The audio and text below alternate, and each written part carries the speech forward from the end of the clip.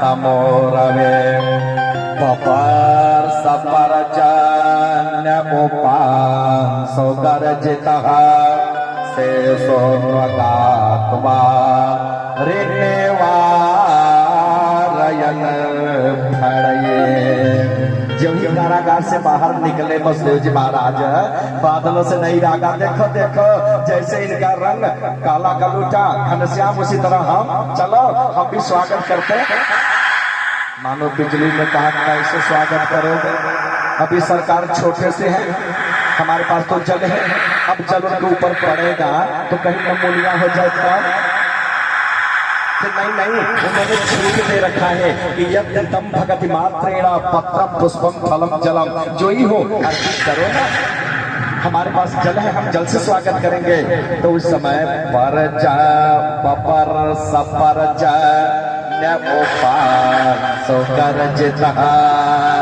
मानो बिजली तड़कना चाहते, नहीं नहीं जोर से मत तड़कना, नहीं सरकार चौक जाएंगे।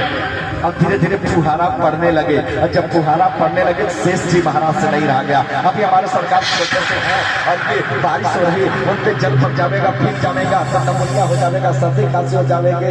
तो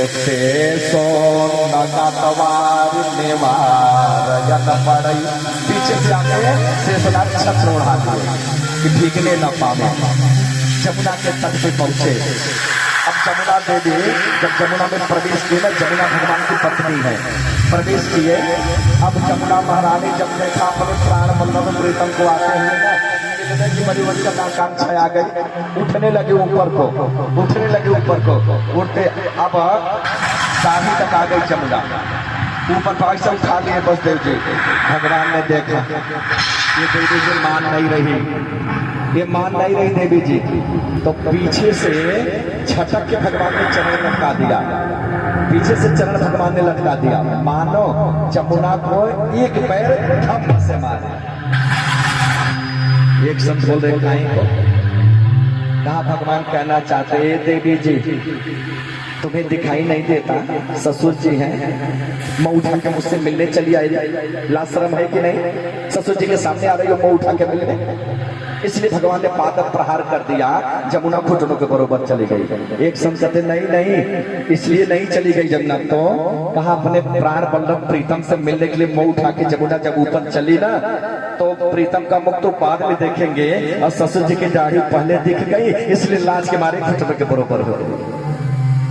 ले जाके नंद भवन में जब गए ना, तो नंद भवन का शोभा देख करके बाबा वसुदेव की आंखें चौथिया गई। वो व्यवस्था है बाबा नंद की, मरकतमणि का आंगन है उनका, रत्नों का खंभा लगा हुआ है, स्वर्ण से जड़ित दीवार है, इतना उनका ऐश्वर्य है।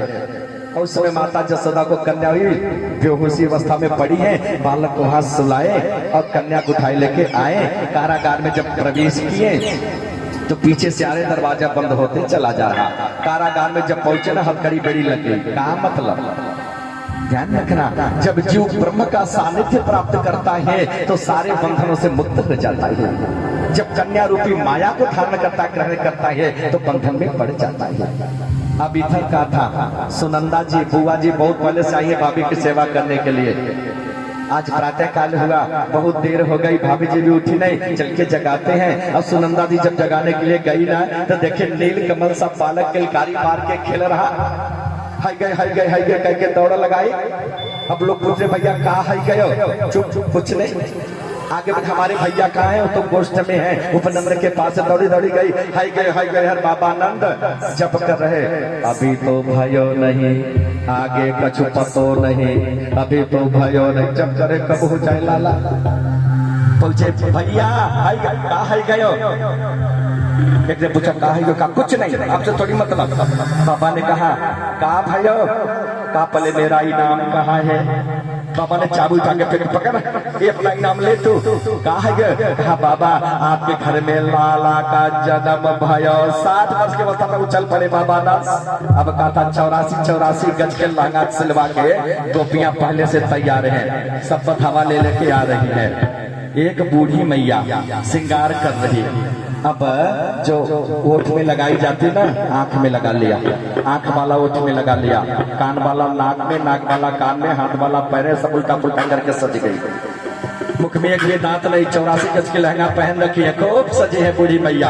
और उधर से आ रही, इधर ग्वाल बालक गढ़ ये माखन का लोथड़ा थोड़ा थोड़ा गोला गोला बना के ना फेंक रहे एक दूसरे पर। और उधर से मैया आई रही थी और एक माखन का गोला जब फेंके ना तो ग्राफ जाके मैया के मुख में पड़ा, दांत न होने के कारण सीधा पेट में उतर गया। कहा का भयो, जीवा को ओठ को चाटते हुए जीवा से कहा का भयो। बच्चों ने कहा ए मैया, बाबा के घर में लाला का जन्म भयो, भगवान करे ऐसा लाला का जन्म तो रोज होवा करे भैया। जो ठुमका मार करके 90 वर्ष के अवस्था में नाच पड़ी मैया ना, बधावा गाने तो सब लोग बधावा गाने गए। गोकुल में बाजे बधैया हो, बनौली में बाजे बधैया हो।